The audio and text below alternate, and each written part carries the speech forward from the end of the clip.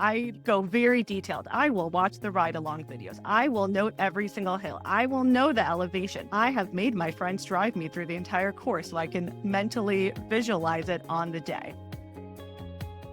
Welcome to Finish Lines and Milestones, a podcast for everyday runners. I'm your host, Allie Bretnacher, and if you run, you are a runner, and every runner has a story. Join me each week as I share these stories and we celebrate finish lines and milestones together. Okay, this episode is brought to you by Batch, and I want to be upfront that I'm just getting started with them, so I will be reporting back as I go. But here is why I said yes to the partnership. Batch is a hemp wellness brand founded by an actual chemical engineer out of Wisconsin, not influencers, not marketers, people who care about what's in the product. You can look up exactly what's in every single thing that they make. So here are the three things I'm personally starting with. They have micro mints, nighttime gummies, and the pet CBD for my dog. The micro mints are CBD and CBG blend that dissolve under your tongue. They are designed for daily calm, not sedation, not a buzz, just baseline. They're actually being positioned as an end of day wind down alternative to a glass of wine, which as somebody who's been drinking way less alcohol lately, it is perfect timing. Same edge taking off effect and none of the next morning consequences. The nighttime gummies are a CBD and CBN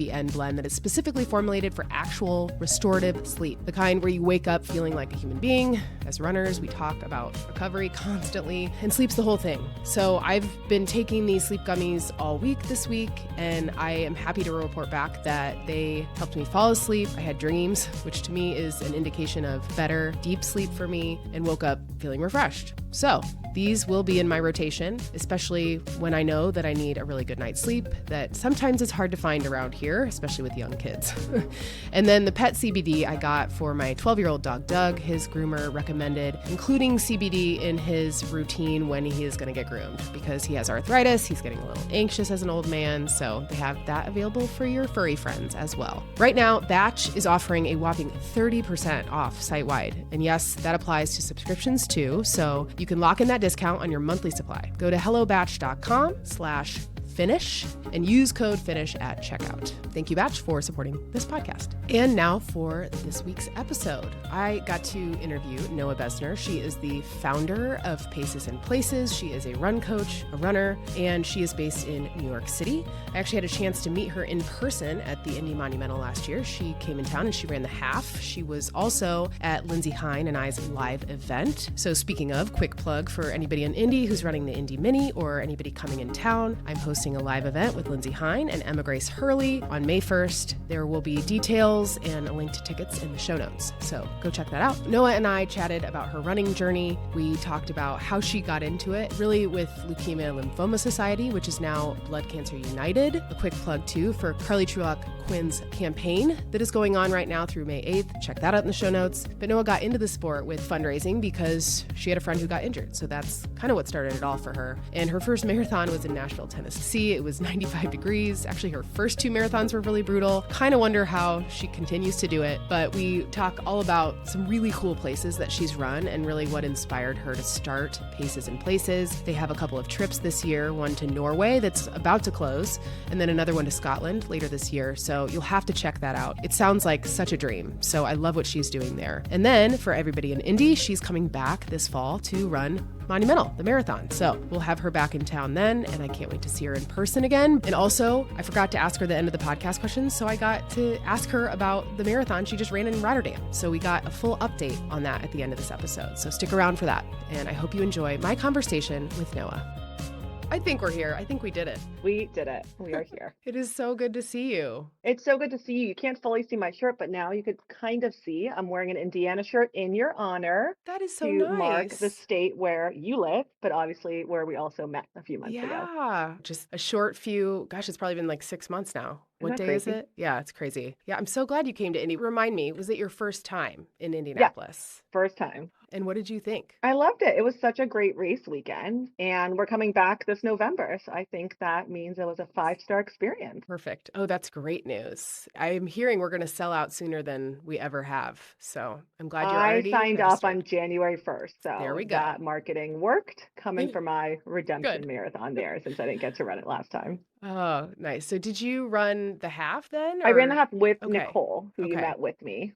Yeah, so it was Yes. super fun. I always say, if you can't fully race, how can you use the race in a different way? And to me, racing with her and getting her a PR was very fun. Maybe not fun for her in the very last half mile where I made the girls sprint, but she was happy with me afterwards, and that's what matters. Oh, yay. Well, congratulations to Nicole. PRs are Exactly. so fun. I love, though, Noah, how I can't wait to talk to you about how not every race has to be a PR. I love your mindset there. I so agree with that. So we'll dig in there. But first, tell people where you are currently and where you're Yeah, from. I'm in New York. I've been here forever. So hi from the Upper West Side in New York. So in New York, Yes. New York proper. Oh, so amazing. I ran New York 2018. Been a long time. And that was the last time maybe I've been in the city, which is sad.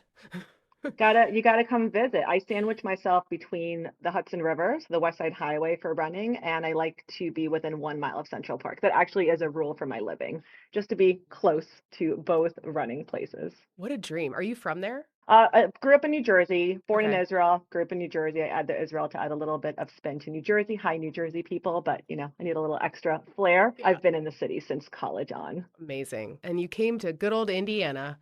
I love it when people from big cities or like either coast come to Indy because usually people have never been. They've either driven through or they flew over the state. And I just think, it has more to offer than people typically expect. There's more than corn in Indiana.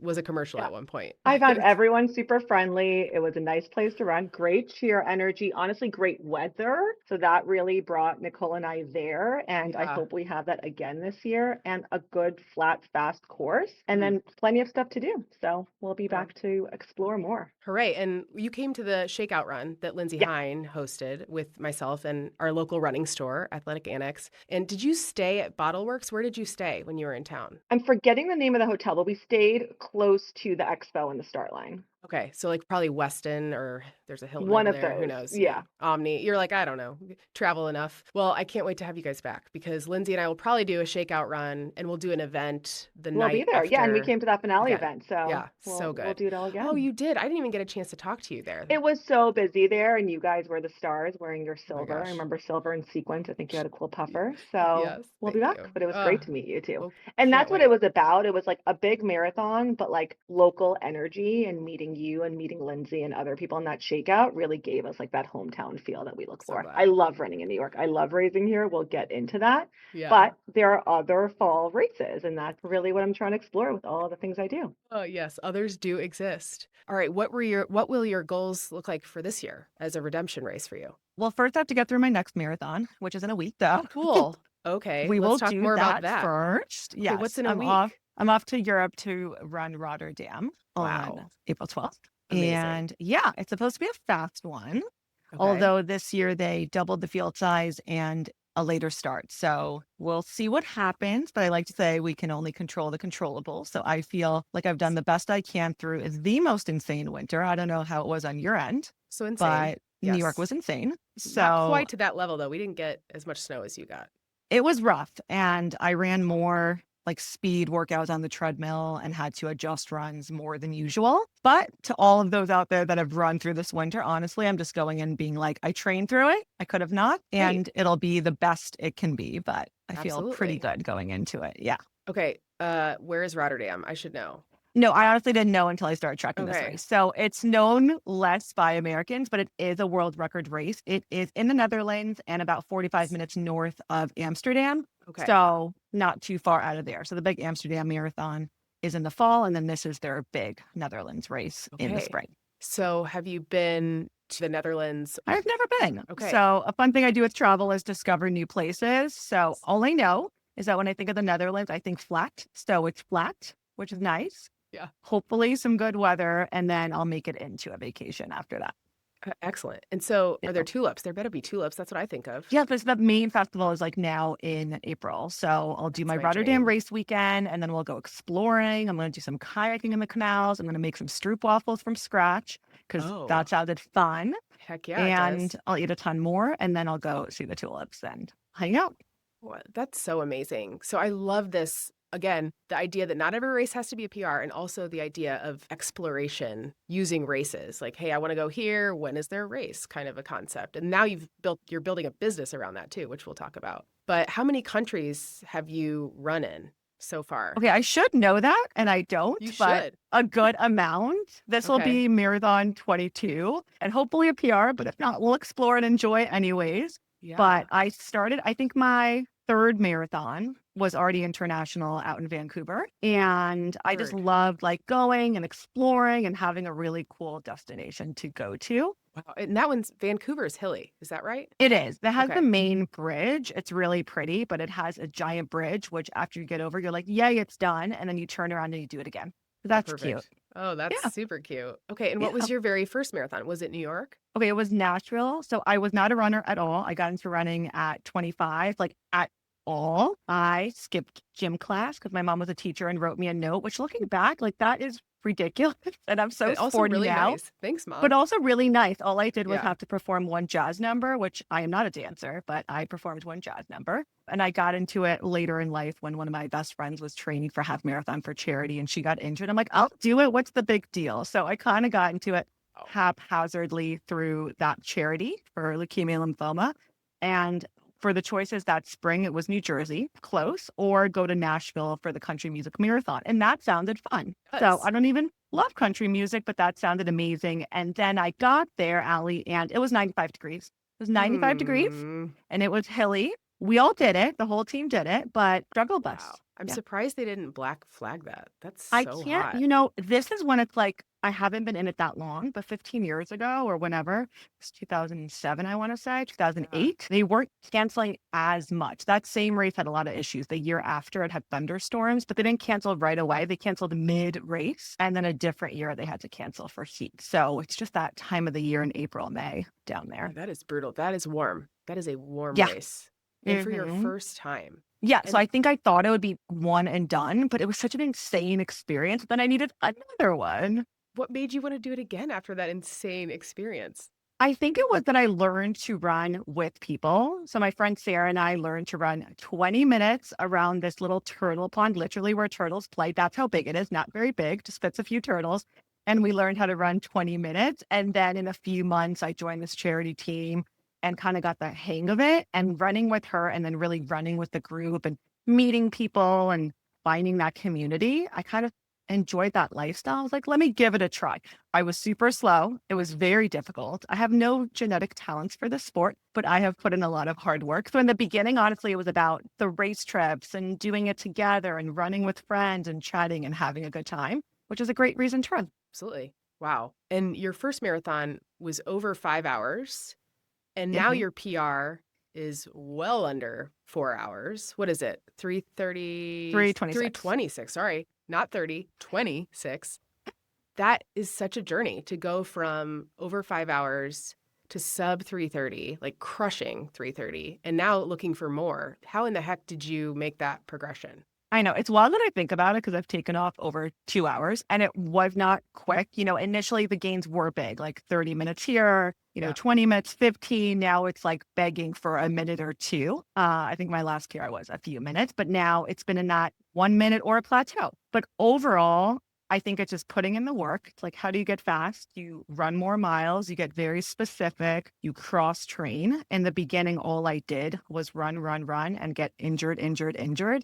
And then actually doing a stint and doing a few triathlons where I had to do other disciplines, the swimming, the biking, and then I got into strength and recovery and all the things that in our 20s we don't think we need to do. That started making a difference and making me a more balanced athlete. So I think Yeah. that was a big part of it and just knowing what I was doing. And of course, good coaches, good teammates, all of that. And then the other thing for me that really made a difference was just starting to think about the race as more than just physical and having a mental game to it of like, how do I get centered? How do I push past discomfort? How do I keep going? If that's the goal, if time is your goal. Yes. Yeah, absolutely. And when you first got into it, you said one of your good friends had you take her place, right? Was she part of a run club that then you joined after that? Like, were you swept up into the running scene right away, or did that take some time to find? Yeah, initially we did some group training with New York Roadrunners, which now I coach for. It's a full circle. We were So level 1 cool. of 20.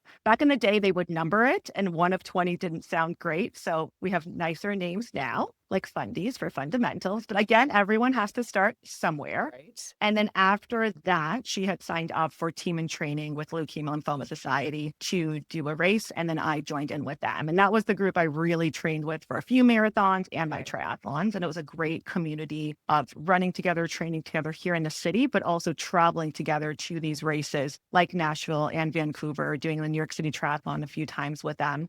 So it really was sweeping me up into the friendships and adventures. And I did a few relay races with those folks. A lot of my friends today are still from that first team. It's just great energy. Like I was not part of group sports growing up. Like I mentioned, no group sports, nothing in high school or college. So I think it's the energy that you get from something like running. Even though it's an individual sport, it's so much more. Absolutely. So with those first groups, did they have like a group coach? Was there a coach that kind of helped with the whole group? Did you get an individual coach earlier on? Yeah, we had a group coach, and then it was Okay. the pace leaders, and then you had all of these volunteer positions like mentors and learning more about it. So I became a mentor of sorts where you've done a few races, you can help out, you can watch. And I just became friends with one of the coaches and pace leaders. And I said, I'm into metrics, I'm into data. Can you start teaching me a few things? Because after I ran, I may or may not have run Vancouver with a broken leg. Whoops, I didn't know at the time. I just Noah. needed to step back and learn. Yeah. And he really helped me understand the value of everything I mentioned. And from there, just getting unofficial guidance from him, helping out at some races for the team, kind of getting into the element of, do I want to get into coaching? And then I switched to a different, more competitive team, got a coach. And then I realized everyone, if they want, can benefit from having a coach, from someone really watching what they're doing, really giving them structure, really helping them listen to their own body and what signals to listen to, and also adapting and curating a good plan, a balanced plan for them. So even though I coach a lot, I have my own coach as well.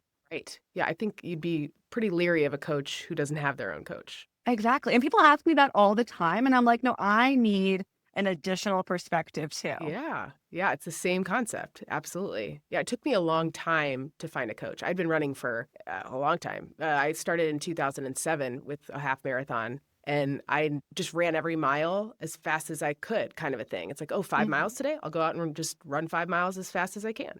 And so it was 5 years ago that I found a coach, and I cannot recommend it enough for people to have that level of accountability and insight and friendship. My coach and I are now really good friends. It's great. So it's been really beneficial. And I think no matter your speed, no matter your experience level, yeah, I agree with you very much so. No, I love that. I'm so glad you found the right person. Like I have a lot of consult calls. I purposely keep my roster small so I can get to know my athletes, and I really customize it to them. It's what I always say. It's like, I want to design it around your life and help you succeed and be your biggest cheerleader, but also give you a plan to progress and get to your goals. And we want to make sure it's the right fit. So the latest conversation I had last week, someone found me, and I always like to say, where'd you find me, just to see? She's like, honestly, like I heard about you through XYZ. I took a look at your site, and what came out was, for her, she's the back of the pack, about to go into her first marathon. She's run a few halves, but it was the testimonials from first time runners and a bit slower. She's like, you coach fast, but you also coach back of the pack and give them as much love. Like I will be out there on the New York City Marathon until my last athlete comes through,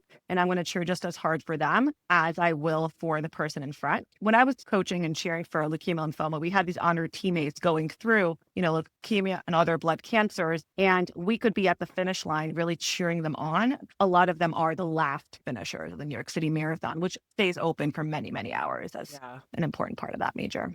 Which now, thanks to social media, you get to see from afar. Like Right. It's those so moments, powerful. oh, Yeah. so good, because they've ran the exact same distance as everybody else. Exactly. You start and you finish. And that's the biggest important part. We can have all of our goals, but the biggest thing is showing up to the start line strong, healthy, confident, and getting to that finish. Like that's what I want my athletes to have. And an amazing experience in the white or type 2 fine. It might hurt, and that's okay, but enjoying it overall.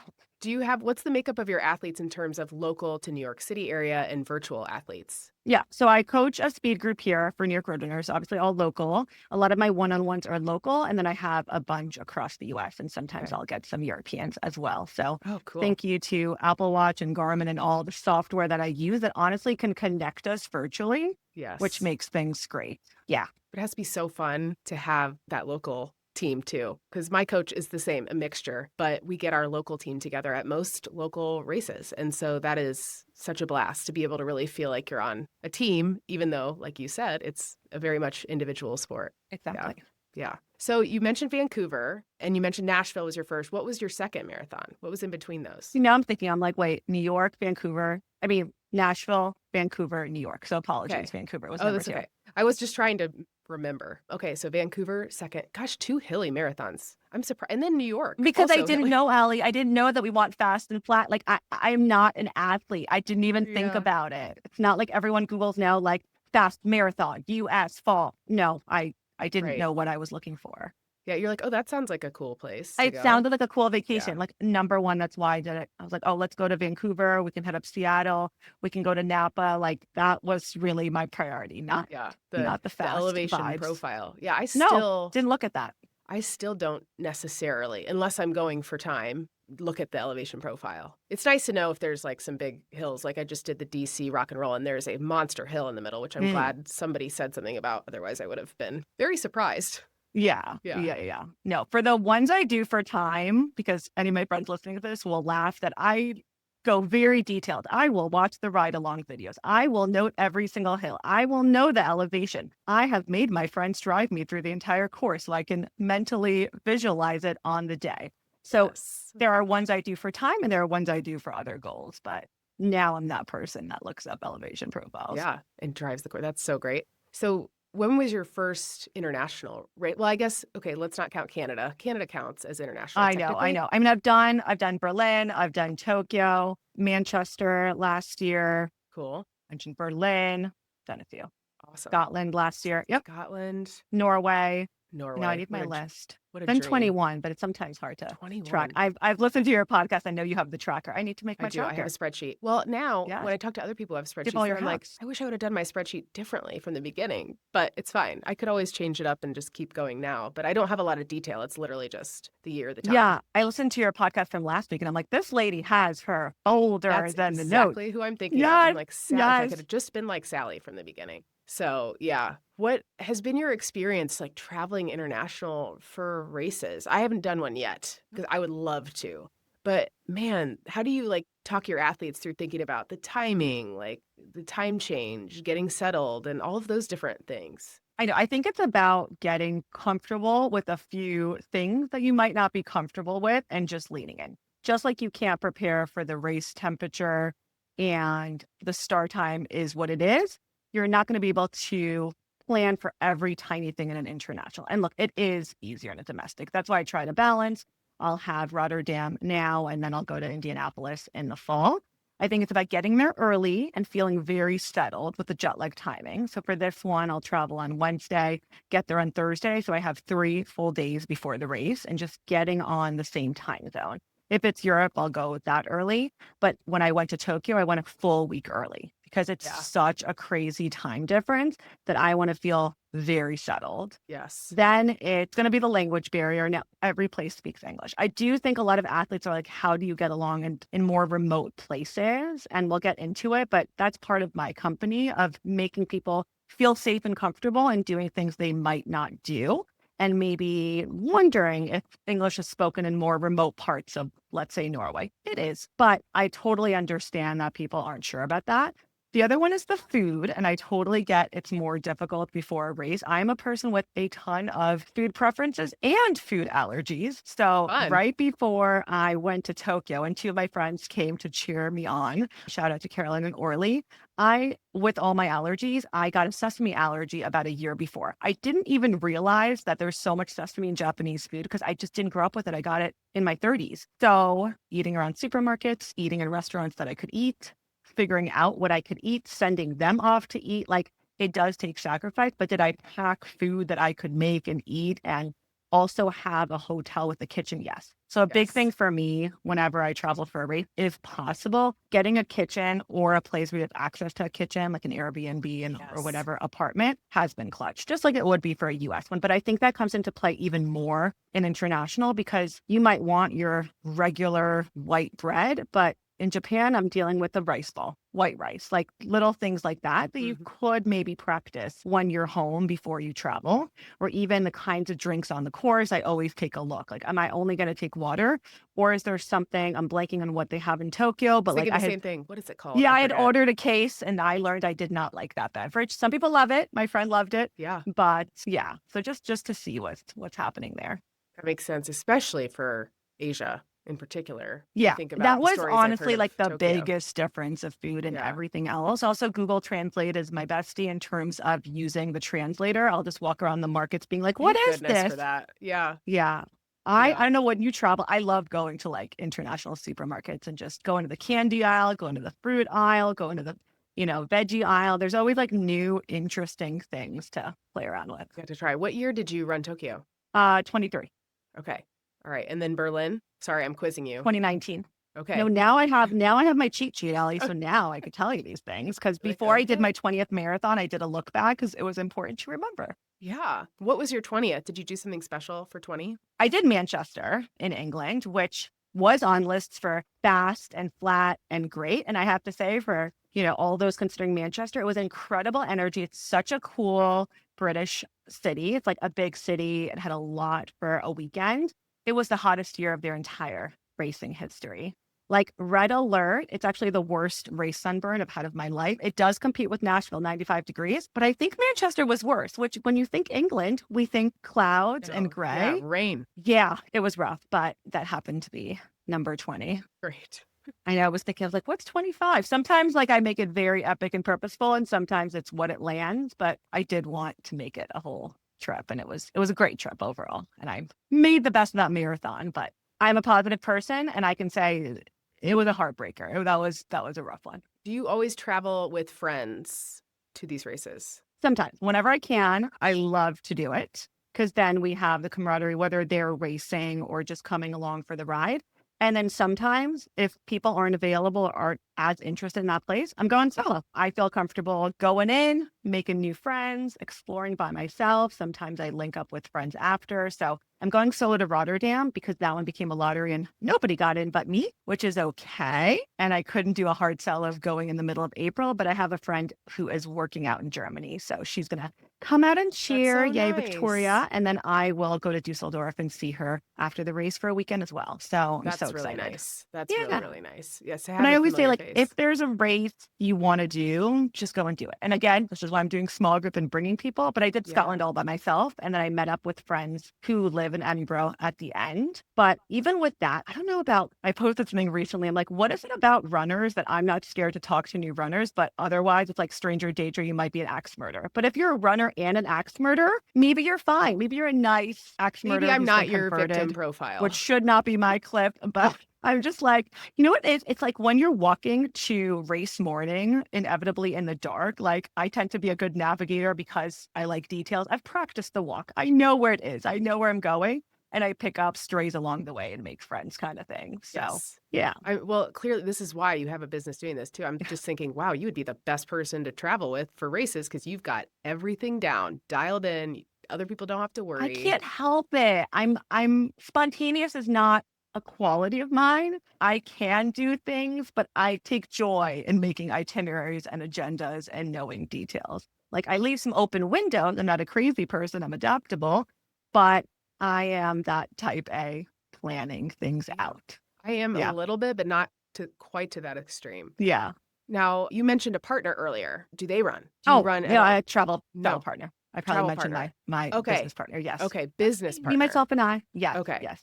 Got you. So at what point then in this journey did you decide, okay, like I've done this a few times. I would love to be able to bring more people along for this journey. And then at what point did it become like, okay, like this is a business. I'm going to create this. And then tell me about your business partner. Yeah, absolutely. I've had this idea for a while of bringing runners together because I coached for Leukemia Lymphoma. I coached this other team, Gotham City Runners, for many years. Now I'm coaching for NYRR, and just seeing people come together, forming those relationships, getting faster, finding joy, all of that is great. And then I see people loving to race. So I thought there is something there. And I know there's lots of companies with running weekends, and that's great, like run camps. For me, I like to race. I like to go and I like to have that experience. So great for people to tack on a bib and have a fake race. It's not for me. Good for you. We'll put that out. But I was thinking that there's just no groups that go to actual races together with something very organized, because some people, one, might be intimidated to do it. And maybe we're going to countries and places that we wouldn't otherwise. Some people might think, well, it's easier to go somewhere really close and do the same race over and over because I just don't want to plan. I don't have the time and the effort and the energy to put into it. And three, it's like, okay, I don't even, maybe I would do it, but like I need a push to even like think of this place that I've never even thought of. So I've kind of been circling around doing things as I met new people and races and different countries. And that's kind of where this came together. So my partner Shannon is in the travel business, and she left corporate life and was doing these one-on-one travel itineraries for Americans. And she had never gone into this group dynamic before. So that's where I brought Shannon in. She was not a runner when I met her. Now I'm training her for her first 5K. My gosh, Which go is Shannon. great. And That's so she's exciting. killing it. And then our other partner, Jess, is in the business world and really leading the front and helping us think strategically and how we scale when we get to it. We are not just there yet. So I wanted like the right talents, and I started as like the one runner, but also the traveler. So how do we bring groups together, go race somewhere, make the race the anchor, but help people really explore and enjoy and not worry about all those details. Just like with coaching, when I want people to come to me, I will make it work for your lifestyle, for your experience. I want you to show up to the race and do your thing, but I'll take care of the mental worry. So you just know what to do each day and we can talk through the things. Yes. It was a long-winded answer. I apologize. That was not a great answer. So, okay. And then, so it's called Paces and Places. Yeah. And you're planning your very first race right now. Yeah. Right? Called Paces and Places. With my coaching, I've always said I can coach any pace, all paces, and all places. So I get a lot local in tri-state area, but also coaching around the country and abroad. So this came up with thinking, okay, we're going to do our paces, meaning we are inclusive and welcoming of runners of any pace. And we're going to go to really cool international races. It started with an idea of maybe in the States, but I want to also help people where they need us. You can plan your domestic trip and let's go to cool, interesting new places. So we are off to Norway as our first trip coming up in crazy enough, like 2.5 months. So we have a great group of ladies coming with me to the Midnight Sun Marathon in the Norwegian Arctic Circle. And it's a race that I did in June 2024. And it was incredible. And it was that kind of race that like when you're running it and you're like, am I actually doing this in here? Which was such an incredible moment. It starts at 8:30 p.m. I am an early to bed person, Allie. I like to be in bed at 9:30, 10 o'clock. So I told myself I'm not allowed to look at the clock. Like, I don't want to know what time of day I'm running. I don't want to know anything but just what mile I'm on and let's go for it. And that one was not a PR marathon. It was let's just run and enjoy and see the things. And I'm never going to, maybe I will one day, but I'm rarely going to race in the Arctic Circle at 8:30 p.m. on summer solstice. So the difference up there, all of Scandinavia has more light, but in the Arctic Circle especially, it's 24-hour light. And the sun is the brightest at 2 a.m. when you catch it right. So you're running along this fjord in this city called Tromsø. And it's just really, really cool. And the Norwegians are out. I wasn't sure. I was like, who was going to be out? But looking back, obviously, this is a big day for them. And they have the Norwegian flags and their cheers like, hi-ya, hi-ya, hi-ya. And it's so cute. Oh, and gosh. it was awesome. And what's the weather like there in June? Yeah. Okay. So some people were like, is there ice? What's going on? Right, What's that's I don't know. I get Arctic Circle. So actually it's cooler up there. So that was one of the appeals. Again, I love a cold race. And going north to find something doable in June is hard. So this was, my race started, I want to say like 50s, and then it ended up in the 40s. Like chef's kiss. Who would have thought a late night race gets colder? Is right. Delicious. Yes. Yes. The crazy thing, though, with global warming is I had all weather in a week over there. So most of the time it was 40s and 50s. The day after the race was 75. And I had made some friends along the way. I actually did like a little pilot for Paces and Places, just messaging on Facebook and on Reddit of like, anyone coming from the States, anyone want to meet up for a shakeout or a coffee? So I met a few friends along the way. I actually coach one of the women that I met now. So Shout out to Carrie. And the next day we were hanging out and saying, oh my God, it could have been 75. Now, that's rare, and I hope we get a perfect race day this June. But for the most part, there are 40s and 50s. So it's a very temperate summer with snow in the mountaintops, but otherwise it's summery. Now, there are beaches. Is the beach weather? No, it is freezing. So we dipped our toes in the next day, and I did not go more than toe height, not even ankle. It was cold. I would say maybe like right after the race as like a cold Exactly. plunge, but yeah. I did go to the sauna. There's a sauna right in town, and Oh, you're in the sure. sauna, and then you jump into the North Sea. So I have some videos on doing that. It looks like I'm very scared, but it's freezing. Oh my gosh, yeah. Is the sauna life really popular in Scandinavia? It is. It's Okay. so good. Is It's that where it amazing. originated? Yeah. Okay. Like Finland's like really the most known for it, Okay. and then Sweden and Norway as well. So in Tromsø, they have this little hut that you can reserve for an hour and just get a code. It's so nice. So you're in the sauna, and then you can go and jump out into the North Sea. You could tell who the locals are. The locals are doing laps. Like they're literally swimming. And me, I'm doing like my one jump and then a quick, like unattractive doggy Oh yeah, paddle to get I would the be hell right out next of to you there. with that. Yeah. Yes, absolutely. I would. And okay, you've mentioned now I see why you probably have friends all over the world, but how did you make friends all over the world? Is it through running? Is it through work? Is it through family? How did that happen? It's through life, through exploring, through running. Like a big thing I do, even if I'm just traveling for a hiking trip or something else active, is I like to see one, if there's a run group, always like, can I join someone for a short run? My friend and I had gone out to Nova Scotia just to go hiking. And I was like, let me just see if in Halifax there's a running club. So like we joined them over there. Even the States, like my friend and I go to Rochester, let's find a local group. So you just connect that way. I also, how I really got into small group trips and seeing the power of going solo, but with a group. I've done a lot of active trips in Europe and further, going through like Cool. this summer, I went hiking in Mont Blanc, which is across Italy, Switzerland, and France. And I'm very close with a bunch of them. And inevitably, those people are runners. So then I came back, through those countries. I meet up with them. I have a really good friend in London that I met traveling in Ecuador. And then we went to Cool. Greece together. So Oh, it's like the like-minded people that you yes. meet to run, to hike, to swim, to kayak, to do all these things. And then Oh, you connect fun. along the way. Yeah. So for Paces and Places, what do you envision? Like, will you do more than one trip next year? Will you keep it to like, okay, we're doing one very dialed in trip a year? And then how does that line up with, do you have a other quote unquote like normal job outside of it? How does that balance? Hey, I wanted to take a quick second to tell you about another show you might be interested in. My name is Carolyn Coffin, and I host Inspired Souls, a Canadian-based podcast for runners who are genuinely curious about getting the most out of themselves. Each week, I sit down with runners, coaches, Olympians, and experts to talk about training smarter, building a stronger mindset, and pursuing your own personal potential at any stage of life. If you love the process of mastery and want to keep exploring what you're capable of, I think you'll feel right at home on Inspired Souls, and I would love to have you along for the ride. And now back to the episode. And then how does that line up with, do you have a other quote unquote like normal job outside of it? How does that balance? You mean it's not normal to have 3 jobs right now? Because Nothing is normal. I Let's know. be Yeah, real. I have a full-time corporate job in Yeah. media, in human Okay. resources.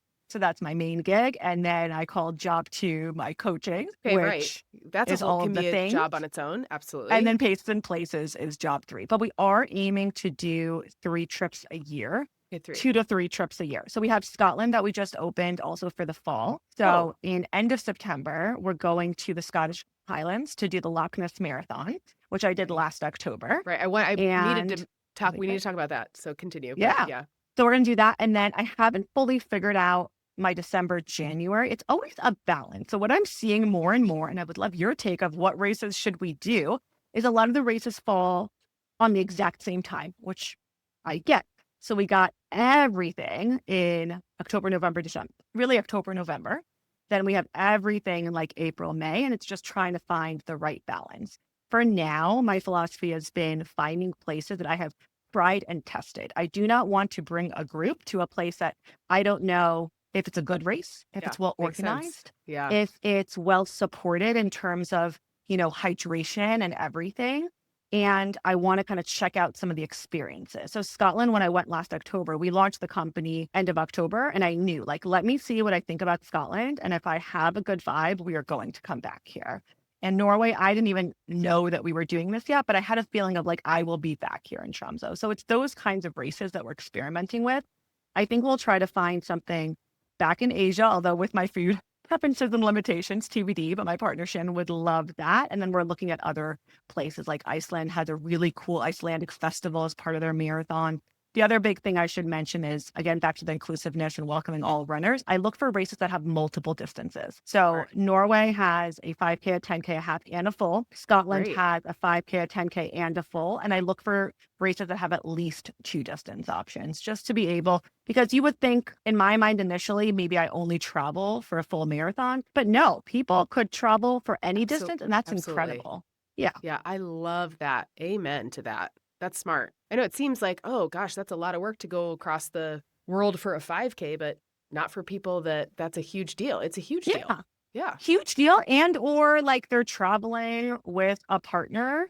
Like I have 2 partners traveling together, and one is very into all this, and one was like, okay, I just want to do the half and do that kind of distance. Yeah. Like, yeah, I'll come with you, but I'll just do 5 or 10. I mean, exactly. Perfect. And another one of our participants, it's her first marathon, and I'm so excited. Go Natalie. So like, let's go epic. You know, like it's for any goal, right? So I can train you. Another element of this is I train everyone who does these races. I meet them at their level, beginner, intermediate, advanced, and I am thinking of that actual course. So Tromso, the Midnight Sun Marathon has a few hills in it. So we are training for rolling hills. For Scotland, very challenging race that will involve even more hills. I promise I will find some flat courses too. But for now, these beautiful destinations are beautiful because they have dramatic landscapes. So that's what we're getting. It. Makes sense. Yeah. I mean, Natalie prepared to be just ruined for all future marathons. Oh my gosh. What a cool first marathon experience. It's just so cool. And then you're like celebrating and it's like, what time is it? Should I go to bed? Never. Yeah. It's really cool. And we're going to do a lot. The whole thing is we do a lot of activities before that will not hinder the running. So we're going to go kayaking and play with huskies and do all the things. And then it's like, what do we do after for recovery? We're doing this amazing float where we just float on the water in these like big puffy suits. I haven't done it before. So basically think like a wetsuit that's puffy and very, very floaty and just relaxing. And that is our recovery It's like my kid did ISR classes. So that's where they don't throw them in the water. But at the end, you graduate by putting your snowsuit on and you have to float on your back wearing a snowsuit. So I just picture Wait, that's how I should describe it. It's taking a snowsuit and just floating. Yeah. And it sounds amazing. It does sound amazing, especially if the water's cool, but you're warm in the suit. Exactly. And sign me up. I really... I'll let you know how it goes in June. Yeah, we're doing some new things that I haven't done. So I'm just excited. But I like to think like, let's not exhaust you before the race and let's recover after too. Yeah. But explore in a thoughtful way outside of just the race center. Like I see a lot of people doing these races, whether domestic or international, and flying in and flying out. And what we're trying to do is create experiences for 5 to 6 days, make it okay with vacation time, but really get to see the culture and the place. And the nice thing with this new small company, I'm trying to connect to all the race directors and they just appreciate that. Like, we want to see your country. Like, can you connect me with the head of the tourism board? Like, what local recs do you want to do? We're planning all of this, but we've connected with small businesses over there. Like, instead of like the big guns for Scotland, we have an amazing company, Highland Tours, and it's a father and son duo. And they're so kind and they're making it runner friendly. So for example, we started and I saw the itinerary, 30 minutes here, 30 minutes here, 30 minutes at the distillery. And like, okay, slow it down. We want to relax. We want to enjoy our drams of whiskey. I want to enjoy petting my Scottish coo for as long as I want. I want to be in the sauna, and we want to walk. It was like 30 minutes at this spot. I'm like, no, we need to move our legs, 2 hours, hike at a gentle pace. So it's just nice to work with some of these smaller local businesses to really customize it to what we would need from a runner's perspective. So smart. And okay, let's go back to Loch Ness because that just sounds so cool. Is there a lake, Loch Ness? I know nothing. Okay. So my friend Craig had run all these races in Scotland and he's a trail runner. I am not a trail runner. I would love to be one day because I love spending time in the mountains. I do a lot of hiking, but that is intimidating from someone in New York where we don't have a lot of trails for me, even though he lives here. So he does a great job. I don't know. Do you trail run at all? No. Not for anybody who's listening who's an actual trail runner. Yeah, It's like, exactly. I mean, And you're a literally lot New York of road runners, right? exactly. So, Road runners. So I am a road runner. It is Yeah. what I am good at. I am open to it one day. But Same. what I wanted was a cool race in Scotland, seeing his incredible pictures. And he had mentioned this race to me because it goes parallel to one of the trail races he had done. So this race, the Loch Ness Marathon, which I hadn't heard about. And when I went, it is like 80% local Scottish people, then 10%, 15% like another UK, and 8% international. So small. So Inverness is the capital of the Highlands, and Loch Ness actually means the male Ness. So if you think of Nessie as a monster, he is a man, of course. I'm kidding. Yeah. But that is where there's a lot of mythology Yeah. and fairy myths and things around the Highlands. Scottish Gaelic is spoken in the Scottish Highlands, not in Edinburgh or more north. And it's just a very magical place. So the city where the race is based is called Inverness, the biggest city in the Highlands. And this race, you load up the buses. I want to say it's like 10,000 people all in between the three races, so not too big. And you drive backwards onto the race. And I'm always like, why was it an hour and a half? Like I wanted to experience it. It's because it's really windy and you're going to the top of this mountain, big hill. And then it's in the fall, in end of September, October, and all the hills and the trees are the fall, beautiful colors. And it's basically a thin little road that you are all lining up for the marathon. And it starts with this amazing band, and they have the Scottish bagpipes, and they're walking down the whole race, and they have a song for the Highlands. So it's like super powerful. And when the gun goes off, you are running downhill into this like gorgeous, like down the mountain, basically like field. And a few miles in, you're running alongside the loch. So it's like riverside, running. It is high land, so very hilly, but you basically are running from deep in the Highlands back to Inverness. And it's pretty challenging, but very, very cool and rewarding. But what goes up must go down. So there are good downhills as well. And then I would say it's definitely a race that you run within yourself, as someone described it when I asked them at the expo, because it's a little quieter and there's not a lot of spots for cheer sections because of just where it is, more remote. But then as you get closer and closer to town and at these water stations, the locals come out. There's more bagpipes. There's more cheering. There's a lot of Nessies and blow up Nessies and Nessie plushies. And I was very into it. A lot of plaid going on everywhere. And then, get to the finish. Yeah, but I thought it was picturing- just a really cool spot. And this town is small, but it's very charming and unique. And I spent a few days there before and after, and it was incredible. And like a gateway to the Highlands to then go to this place called the Isle of Skye, if you've heard about it. And that's this big island that is just gorgeous and has all this nature and waterfalls and incredible like fairy myths, castles galore. So Loch is a river. There is the Loch River, and then there's different water things, but the actual Loch is a lake. Okay, and obviously the mythology around the Loch Ness Monster, which looks right like a brontosaurus, almost like a dinosaur. Yes. I'm picturing the right thing. I'm like just making sure, because that's what I'm picturing when you said Nessie and like all the plushies. And does the race medal or the shirt honor that mythology? Does it have like the Loch Ness Monster on it? Do they embrace that? Okay. They would have this imagine. old icon that is a man running that we need to replace and be more inclusive, but some of their new swag has a shoelace in the shape of Nessie. And I was like, yes, go with this. So it's so cute. So you see like a sneaker and then cute. it's like the shape of Nessie, which is really cute. Perfect. Yeah. Yeah. Yeah. Do you have a list of races that you're like, okay, these are like bucket list races that you personally want to go do? I have a few in my head. I will eventually, like, I've done most of the majors, not all, but it's more of these like incredible, like at some point I do want to do like the Wall of China, like all that kind of cool different Asia places. I would like to go back to Japan. There's a bunch in Europe that I would still want to do. The good thing is I don't do any of these like I must do the majors or I must do the 50 states that are incredible. I just kind of see what am I inspired to do that year and what sounds fun and exciting to me and what part of the world do I want to travel to. Yeah. So there's a few like super hard ones. Like I've been to Switzerland a few times. That Jungfrau Marathon, which is a bit traily, just looks beautiful. Like I would like to do that. Don't care if I have to walk a little bit, but I would love to do that. There's races in Argentina I would love to do.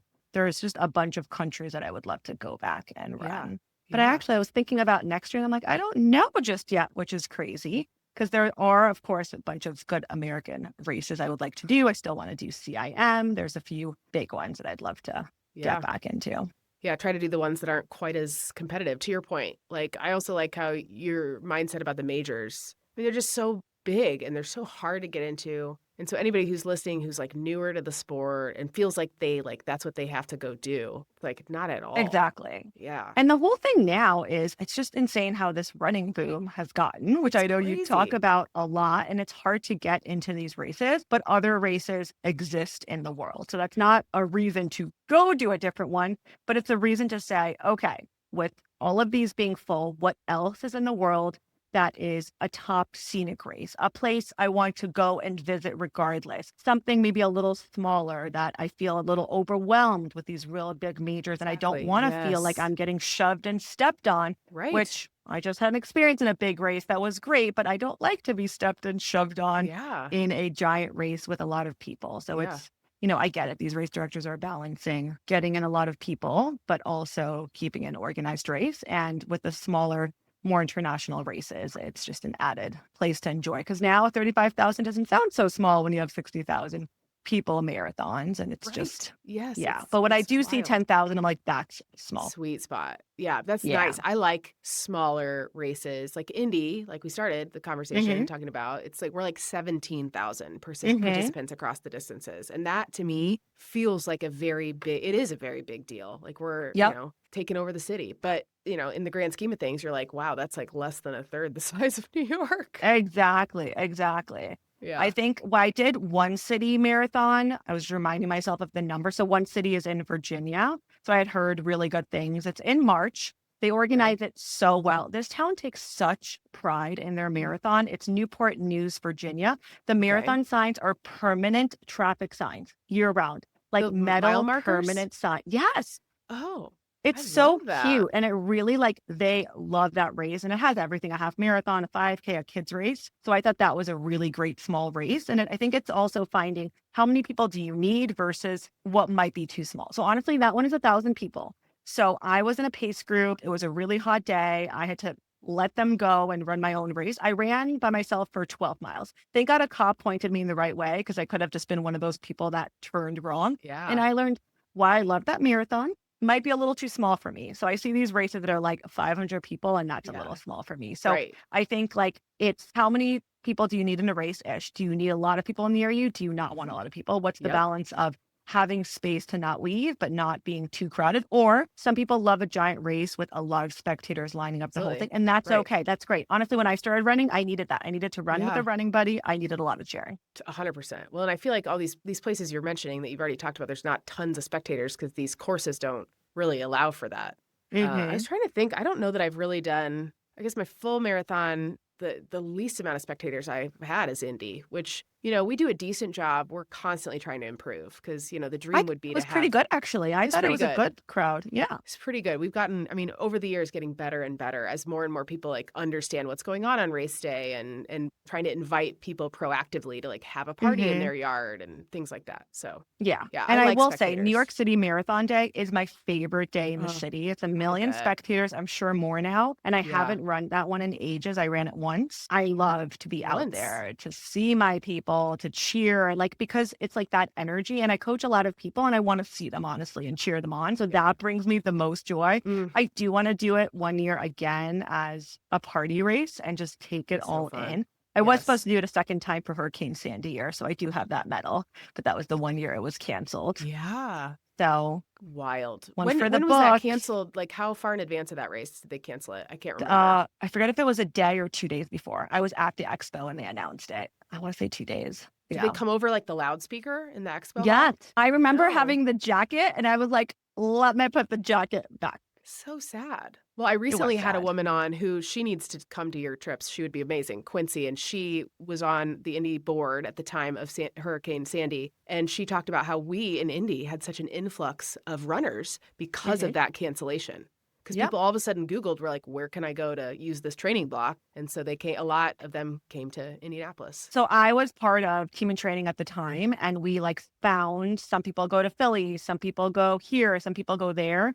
And I went to one of these smaller marathons just to help and cheer. And honestly, that got me more into coaching. Just seeing these people so down of like, let's remember it was a beautiful training block. We can't control that it was canceled, but how can I be there for you to jump in, to help you, to cheer for you and make this race that you didn't expect something incredible? And that really started it for me. So tell me, on New York City Marathon Day, when you Mhm. like set up shop, do you have goodies? Like, do you have snacks and fuel? Do you have signs? Do you have music? Do you have a bullhorn? Like, what is your strategy for spectating? Okay, I'm a little bit of a crazy person, so Love I it. run around and see people at different places, Oh but my it's really gosh. incredible how much I can fit in my pockets. Like, I'm surprised that my pants haven't fallen off yet because we got the salt sticks, salt chews going in there. We got extra gummies. We got tissues. We got full salt. We have some snacks for me. I have many layers. Am I going to get cold? Am I going to get warm? I'm going to be Right. out there for 6 hours. So my team, Gotham City Runners, forever has been out in Harlem near mile, I think it's 21, 22, and we just Okay. set up shop. So what's nice about race day is even though this team sunset a few years ago, you know that GCR will be standing at the spot. So who am I going to see this year? So first of all, it's incredible energy. One of my friends, Meg, has the loudest voice you'll ever meet in the best of ways. She doesn't even need a bullhorn, but she helps us all scream. They're bringing the signs. You just tell them what name, whether they know or not. So we are parked there. And it's an important spot because it's before you turn on to Fifth Avenue, which is the big hill before Central Park. So people need that energy. And I run in between First Avenue and Fifth Avenue, and then I'm in the park, and then I'm at the end. But if anyone like needs anything, or if they want me to carry something instead, one of my friends ran with like a happy birthday banner. I'm like, that looks like a struggle. Do you want it? They ended up wanting to keep it. But I'm like, I will take your happy birthday banner if you Yeah. are over it. Because sometimes the Right. 20 miles, you might be over it. I can't tell. Yeah. So I like to say when I check in with them, like I'll jump in really briefly and check in with them, that they don't have to talk to me. They can talk to me.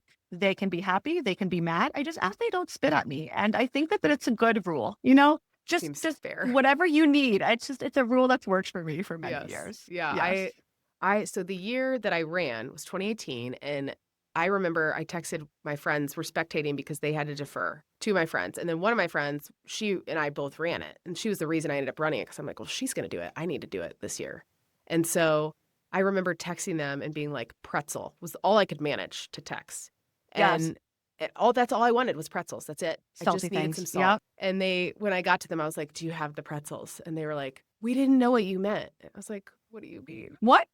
Hallie, I would have brought you pretzel. Okay, if you ever come back to New York, So I will have sad. pretzels for you. Well, the next year I went and spectated. So I brought a bag of pretzels and I made a sign that said pretzels on it.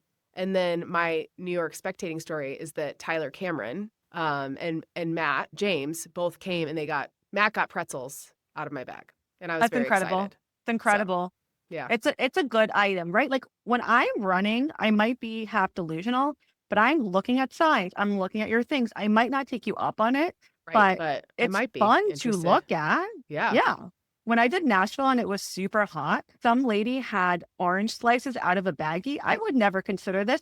Allie, I don't even like citrus fruits, but it tasted freaking delicious. And I can't explain that it was the world's most refreshing, most delicious orange slice of my life. Yes, I can taste it. I mean, I had popsicles at Chicago Oh, that so were like, good. I'm like, I've never loved a popsicle more in my life. Donut holes I've had, also really good. But yeah, usually wouldn't, accept food from strangers, except during a marathon when I'm desperate. And I'm like, yes, that sounds great. Exactly. Like we came back Absolutely. before. It's like, yeah, I'll take anything. So back to Rotterdam. So your current PR is 3:26. Do you have a goal you've put out there in terms of time? Ooh, okay. I haven't put it out there before, but I would like to break 325. I've been training for a Okay. 323. It might be aggressive, but I'm hoping for even a second PR under 326 would be Yes. incredible. I'm so excited for you. Yeah. Would be incredible. I have had the unfortunate luck of bad weather the last few races. Okay. So now it's got to And be I broken. just had to adjust in the minute.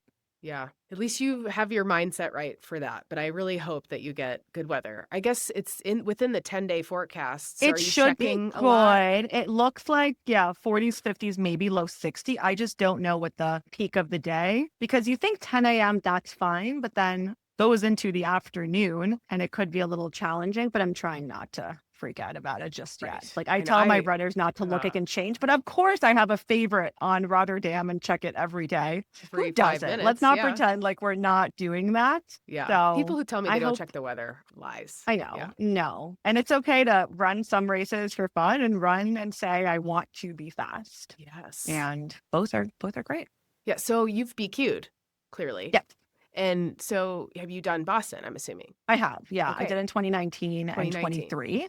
Okay. And like I said, I had to work hard over 10 years to get a BQ. Yeah. And, you know, when I talk to people and they're like, how'd you do it so quick? I'm like, it wasn't. It was hard work and dedication. And I wanted to do it. I did not consider it when I got a 5:32 in Nashville. Right. But as I got closer and closer and had probably like a 4:30, I'm like, okay, maybe it's something that we can consider just to see. And Boston doesn't make it easy, but it is such a mindset and a destination of like, can I make it a goal? Whether you do run Boston with a time qualifier or else. I feel like the 2 times I've done it, just showing up to race weekend. Have you ever been to cheer? Oh, I haven't been. I need to go. Something about, and I had gone like a different 2 years to cheer. You just get there and it just hits you. It's like, this is like the runner's race and it's so magical. And I'm not a super emo person, but like definitely cried a tear or two of like, this is so cool and so special. And I actually think for me, getting those BQs was more important than the actual race. While I love the Boston weekend, I've had 2 horrible races. Those are like top 3 terrible races for me that day. But getting those BQs are such highlights for me. Chasing it, and it's a lot of work. It's a lot of work. My first one, I BQ'd in Steamtown, which is an incredible other East Coast race, I should mention. It's in Scranton, Pennsylvania. It's small. It has amazing energy. And while it's not lying the whole time, you always have people next to you, and they do a great job with these cheer stations. It's just people come out. It's so good. Highly recommend. Okay. Steamtown, and I BQ'd with over 3.5 minutes and got rejected by 20 seconds. It was one of those, I think it was like the biggest cutoff in many years. Now we see these crazy like 4 or 5 minutes, but at the time, and I just remember it was such a low, but it's okay to be devastated by it. But looking back, I gave it a lot of energy. And now I'm like, things happen for a reason and it will happen when it happens. Yeah. And then my next BQ was the one that did it. Amazing. Yeah, we'll see. I would love to come out and spectate before I even qualify or run. I mean, it's typically the same weekend as our Carmel Marathon. So Carmel is a suburb of Indianapolis, and so I live in Carmel. Which is a race that I've looked at. So actually last year when I debated Manchester, Carmel was the backup, and I know it was canceled last year. So it was just crazy when Nicole and I were out there in Manchester, like hearing that news. Yeah. So I felt really, really bad for those marathoners, but I've heard amazing things about that race weekend. It's wonderful. Yeah, it's pretty flat, rolling hills, because I've gotten in trouble for saying it's flat. So for flatlanders, it's not flat. For people who run hilly, it's pretty flat. Yeah. So it's a great race. Nice and small, but like, big enough, maybe 6,000. I don't know. Yeah. I'd highly recommend that's a good it. size. Yeah. But it is like right up next to Boston. So usually it's, locals are maybe not going because they're going to Boston or. I know. There's so many good races at the exact same time. Yeah. It's just, like you said, trying to find some that are kind of off of the peak seasons. Mm-hmm. I'm interested. I just ran Rock and Roll DC for St. Jude. And so their big race is in Memphis, Tennessee. Have you ever done that, the St. Jude Marathon? So it's in Memphis, and it's like runs by the hospital, and people just say it's such an incredible experience. And it's, I think, mid-December. So that one's been on my radar forever, but... That's a nice time of year. There's not as many good, like, December ones. That's why I looked at CIM. So, yeah. So we shall see. I like looking on the internet for like random races that I have a list I should have looked at before this that has just random weird fun races that might like give out something weird at the end, or it's just like a unique type of scenario and they could be international or local, but I'm trying to build a list of races that I want to go do for fun. Great. So it's kind of similar. I like races with a good tagline. I think more races need taglines. Okay. So Steamtown is America's friendliest mid-sized marathon. Cool. Great. Which one? Twin Cities is America's most beautiful urban marathon, which they have all of the lakes, which would be beautiful. But when I did it, my friend and I had a beautiful sunrise that became the stormiest day we've ever run through. Oh, I will never forget her running through the finish line and just screaming, "What the F did we just do? We did it." I mean, again, another race. I keep getting these races that really should be not running because they're dangerous with thunder, but we live to tell the tale. Yeah, you and did. Through the rain, it was America's most beautiful urban race. The Midnight Sun Marathon is the northernmost road race in the world. So cool. I know Richmond is the world's friendliest marathon. I haven't done that yet, but Richmond's on my list. Okay. Indies, I have it. We have one, and I knew it, and I just What wanted is to it? double check before I was a liar. It is a beautiful place to set your pace, which Cute. is cute, but also I feel like could use some more speed in the title. We need to be a little jazzed up. It feels a little broad to me. I like it. It's a good starting place. But also people who aren't from here are like, beautiful place. Like, yes, it's beautiful here, but people from outside of here are like, it's Indiana. Like, what do you mean it's beautiful? Yeah. If anyone can workshop it, it's you. The city of speed is what our city is embracing kind of as a whole. And so the marathon is definitely going to jump on that bandwagon because I'm like, yeah, city of speed. Perfect. Perfect. That would totally appeal to people. Yeah. That's perfect. 100%. Yes. So, yes. Yeah. Okay. So if people are like, oh my gosh, paces and places, sign me up for that. Like, what does that look like? So we have 2 open trips right now. We have our trip to Norway that closes in a few weeks. Don't know when this will air, but we close down soon. Close. Yeah. That's okay. And we have Scotland open. And I should mention these trips we keep small by design. So it's 12 participants max. Okay. And they can reach out to me on, we'll put all the info, I'm sure, somewhere. Yes. But cases.places at Instagram. And we do a lot of webinars because I know that it's hard to get a sense of what is a small group trip like? What is the experience going to be like for me? Am I going to have a little downtime? Yes. Am I going to have amazing activities? Yes. Am I going to get trained for the race? Yes. But we like to show our faces, talk about the day-to-day itinerary, answer any questions like, is there ice on the road in Norway? No, but I want to answer all questions. So if anyone reaches out, happy to tell them more. But that's smart. We have those 2 races. And then if they follow us, we'll publish our 2027 picks in a bit and see where we go from there. And then what is the typical price point? Or like, is there a range? What does that look like? Yeah, it's a great question. We try to keep them as reasonable as possible. And also the big thing that we've noticed is we're getting a lot of solo travelers that would want to come and do an experience in a small group. So as someone that solo travels, I'm always thoughtful of how can we make something reasonable without a big solo tax, quote unquote, to add on. So it's a few $1,000s. So Norway, we made as reasonable as possible. Scotland, same. So 3,000 to 4,000, 5,000 kind of thing is our range. Lower than other packages. We actually are competitive versus marathon tours with our Scotland tour that I just happened to notice. And I should add, all our trips are all in. So you just show up and race. We take care of all the accommodations, all the food, all the activities, all the transportation beyond the international flight. Norway, people got their own race bibs. Scotland, I now own race bibs because who knew that race just sold out last week? A small race, which sold out last year in July, is not now sold out, which is crazy. This running boom, man. Right. This it running gives me boom. Anxiety, though, because I'm like, I can't plan my entire year out. I should, and probably. But it is. People like have to plan earlier and earlier. And I really debated. I'm like, oh my God, do I have to buy race bibs? What am I going to do? What if I end up with race bibs? I have to. I don't know, Allie. I now own race bibs. I'm like, ideally they come in and join the race package. Worst case, I transfer them just face value and everything. Yeah. But I was like, this is not a game I wanted to play in. But yeah. So I think of marathon tours as an example. I think that's a name people know. But if people are wondering, okay, well, what's different? Why paces and places in comparison? Could you talk a little bit about that? Yeah, absolutely. I think there's big operators like marathon tours that are known for a race is sold out. Let me get a bib from them. And the bib comes with a small trip. But that small trip is hundreds of people, maybe 1,000 people, a big group that you get on big tour groups, a big hotel block, whatever it is. And paces and places is different because we are small intentional. We are trying to create community-driven trips with 12 people max. So we get to know each other. We actually have a few Zoom connects ahead of the trip. We have WhatsApp groups for everyone to boast about their latest races. Some of our participants for Norway just did the Prague half marathon. We're talking about that. We connected about the New York City half. So we have that whole thing. So we show up getting to know each other. And then when we get there, it's a small group trip, all in, but again, small by nature. So we travel together, we race together, we celebrate together, we recover. But I think it's that small group and that interactive nature. You can still be introverted and come on our trips. We'll have some downtime. We'll find the right balance. But this is for that person that might not want to go solo and plan everything on their own or feel intimidated to have a small community, but not be overwhelmed with a big group trip or be lost in the fold and just go on this giant coach bus experience of sorts. Yeah. Wow. Yeah, that makes a lot of Like sense. 100-person pasta dinner. We're talking 8-person pasta dinner Oh, where you can actually talk as a group about what's our favorite sauce before race day, really yeah. critical things. Yeah. Well, and that's such a good point because I think people are just craving that community. And like I asked you, how do you have all these friends all over the world? Well, it's because you've done and experienced things like this. And so I would imagine, leave one of your trips with, 11 new very close friends.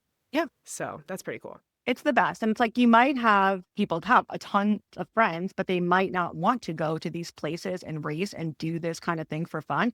It's my kind of fun, right? Like I think it's Yeah. fun to go hiking in the Alps for 7 days. That's a little much for my other friends, but I meet like-minded people and then Yeah. I can connect with them and I can have my city adventures with some friends here. Awesome.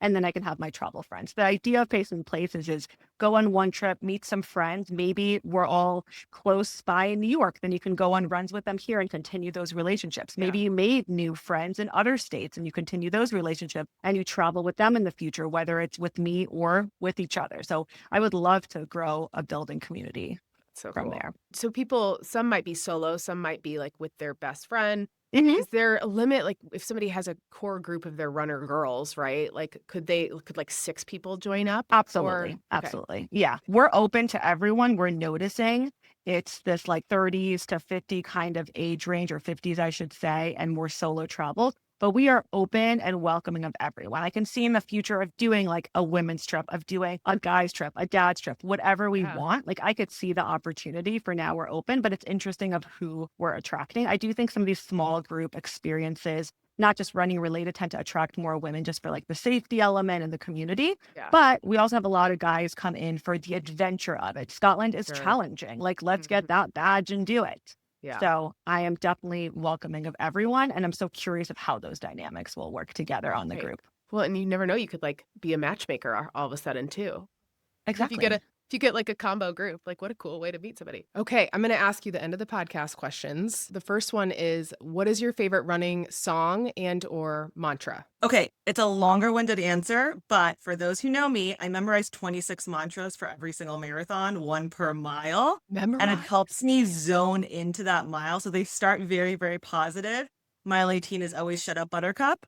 But my go-to, I have one that's always the overall, and then one, relentless is one of my words that I wear in a bracelet ever since I started running with a charity team for leukemia lymphoma. And relentless for a cure was where it started. But for me, relentless forward motion and just being determined, keeping going, anything one step in front of the other, whatever happens with the race, is always a key mantra. And then the race itself gets an overall. So for the last marathon I just did, the catchphrase of the city was "make it happen." I'm like, great, let's make it happen. Oh, I don't know what yeah. it will be, but we're going to make it happen. And spoiler alert, you did. I made it happen. Yeah. Do you listen to music while you run? I do. I do a lot of pop and or 90s mixed in. So there's a lot of dance and Europop when I do my international races. And then we go more 90s boy band, girl band when I do the US ones. Oh, perfect. Oh, I love that. That's so amazing. You memorized 26 of them. Good idea. It's like sort of the ritual of going into the marathon and getting my mental strength and readiness. So if anything goes off the rails, it's a way to just bring myself back, get back into whatever sense of control I can in that mile and focus. Perfect. And then your next finish line and milestone, if I would have asked you when we were initially recording, you would have said Rotterdam Marathon, but now we're recording after. And so give us an update on that race. Yeah, I just got back. So I ran Rotterdam Marathon in the Netherlands. And for those who don't know that city, it's a bit outside of Amsterdam. And it was incredible. I got my PR. You did. Oh my Did. gosh. Yeah, listening back to our episode, you were like, it would be incredible if I could sneak under 326, and you did. I So was so somehow happy. did. Yeah. So thrilled to give you that update. It was just everyone in that city comes out. It was incredible. Of my 22 marathons, I would say this was a top 3 in terms of spectators. And as I learned on that day, there are a lot of Dutch female Noahs, which I am not used to living here in New York. There are Okay. a few, but not so many. But that meant everyone was cheering my name. There were chants. It was such great energy. And I forget how much that can help you, especially in the later miles, and just making it a very positive day. So it was Yeah. incredible. I had a friend and her dog cheering loudly. The dog, Oh. of course, very much cheering loudly. And it was an amazing finish line. I'm so happy for you, Noah. It's so exciting. Thank you. Okay, and so now what would be your next next finish line from here? Now I'm going to see you in Indy next fall is going to be the next big one. Okay. And until then, some short races, including the Brooklyn Half and the mini women's 10K. Oh, so Here in Europe. jealous. Yeah. Very, very cool races.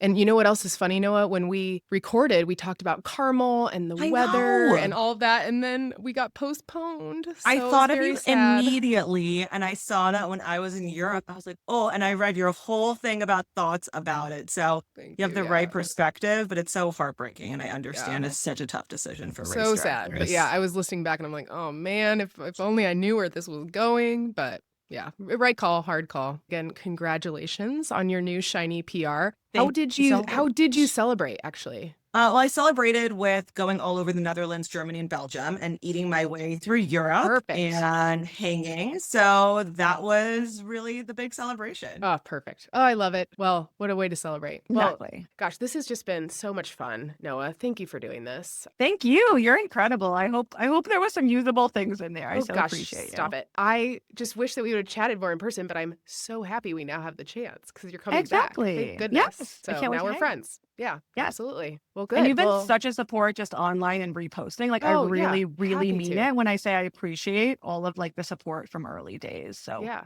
and I know absolutely. you have your obviously this podcast and your other business and just you get it.